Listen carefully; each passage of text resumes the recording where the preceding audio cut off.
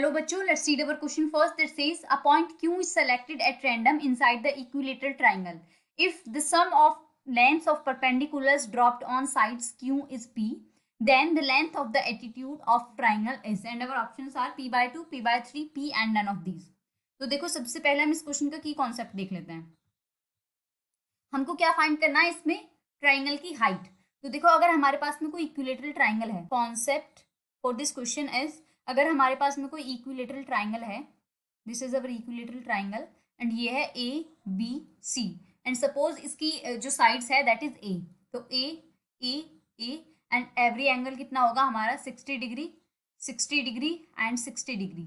तो इसकी जो हाइट होती है इक्विलेटरल ट्राइंगल की, सपोज दिस इज एच, तो height of equilateral triangle is equal to square root of 3 divided by 2 multiplied by a. तो हम इस फॉर्मूले को यूज करते हुए हम अपने क्वेश्चन को सॉल्व करेंगे. एंड देखो हमारे क्वेश्चन में क्या है, एंड देखो हमारे क्वेश्चन में क्या गिवन है. हमारे क्वेश्चन में देखो एक इक्विलेटरल ट्राइंगल है, तो मैंने इक्विलेटरल एक ट्राइंगल बनाया. Suppose this is our equilateral triangle.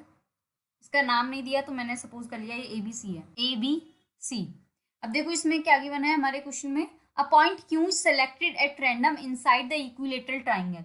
Suppose मैंने ये कोई रैंडम पॉइंट चूज करा है एंड इसका नाम क्या है क्यू. कुलर ड्रॉ करा, तो बीसी साइड पर ड्रॉ करा परपेंडिकुलर सपोज ये, एंड ए सी लाइन पर करा ये perpendicular draw, and A B line पर ये वाला परपेंडिकुलर ड्रॉ करा.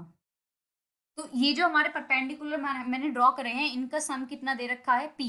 तो सपोज इस ये जो परपेंडिकुलर ड्रॉन है इसका नाम है मैंने मान लिया, इसका नाम मैंने मान लिया वाई एंड इसका नाम मैंने मान लिया जेड, इसकी लेंथ सॉरी. तो हमारी इन तीनों लेंथ्स जो हैं उनका सम कितना गिवन है हमें, x plus y plus z हमें कितना गिवन है पी. तो हमें अब देखो क्या फाइंड करना है, हमें इस ट्राइंगल की हाइट फाइंड करनी है. तो मैं देखो इसको ऐसे एक्सटेंड कर देती हूँ थोड़ा. ये पॉइंट हमारा ओ है तो हमें ए ओ की वैल्यू फाइंड करनी है.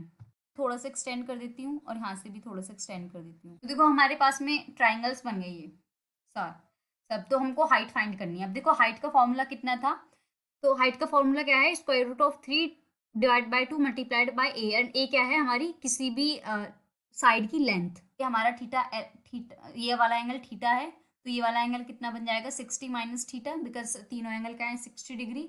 सिमिलरली मैंने इसको माना एल्फा, तो ऊपर वाला क्या बन जाएगा 60 माइनस एल्फा. अब देखो मैं कौन कौन से ट्राइंगल्स लूंगी, मैं नाम दे देती हूँ इनका. ये पॉइंट ओ हो गया, ये मैंने मान लिया ई एंड ये मान लिया मैंने एफ. तो अब देखो हम ट्राइंगल्स लेते हैं अपने. सबसे पहले मैं ट्राइंगल लेती हूँ ये वाला ट्राइंगल फर्स्ट, ये वाला ट्राइंगल लेती हूँ मैं बी ओ क्यू. तो in triangle B O Q मैं लिखती हूँ यहाँ से. थीटा की वैल्यू कितनी आ जाएगी, sine theta is equal to, sine theta is perpendicular, perpendicular क्या है Q O divided by B Q. अब देखो क्यू ओ की वैल्यू कितनी है, क्यू ओ की वैल्यू है x, this is x divided by B Q. अब एफ क्यू एंड बी, इसमें एफ क्यू बी में मेरी साइन की वैल्यू कितनी आएगी, in triangle F Q B sine 60 minus theta is equal to, this is z divided by B Q first and this is equation number second. अब देखो यहाँ से मैं बी क्यू की वैल्यू फाइंड करूँ तो दिस इम्प्लाइज बी क्यू की value कितनी हो जाएगी हमारी x divided by sine theta, and यहाँ से हमारी बी क्यू की वैल्यू कितनी हो जाएगी z divided by sine 60 minus theta. तो मैं इन दोनों को इक्वल कर सकती हूँ. तो this implies x divided by sine theta, this is equal to z divided by sine 60 minus theta. अब देखो साइन ए माइनस बी का मैं फॉर्मूला खोलती हूँ, तो मैं इसको लिख सकती हूँ sine theta divided by x is equal to sine 60 minus theta divided by z which is equal to sine A minus B sine A cos B minus cos A sine B. अब देखो इसको हम solve करेंगे तो sign 60 की value कितनी होती है, sine 60 is square root 3 divided by 2, तो this is square root 3 divided by 2 multiplied by cos theta minus cos 60 की वैल्यू कितनी होती है half, and this is sine theta, this whole divided by z. And ये किसके equal आएगा, square root of 3 cos theta minus sine theta divided by 2, and ये किसके equal चल रहा है हमारे sign theta divided by x के इक्वल चल रहा है. एंड कॉस थीटा से मैं इस पूरी इक्वेशन को डिवाइड कर रही हूँ. कॉस से अगर मैंने डिवाइड करा तो ये तो बन जाएगा हमारा साइन बाय कॉस इज 10, तो ये बन जाएगा tan theta divided by x is equal 1 divided by 2z multiplied by square root of 3 minus tan theta. And यहाँ से हमारा क्या आएगा, tan theta is equal to x divided by 2z multiplied by square root of 3 minus tan theta. अब इस tan theta को मैं उधर लेके जाऊँ तो ये कितना बनेगा, tan theta plus x divided by 2z tan theta 3x divided by 2z। अब यहाँ से देखो मैंने टेन थीटा कॉमन ले लिया तो ये बना 1 plus x divided by 2z and this is equal to square root of 3x divided by 2z।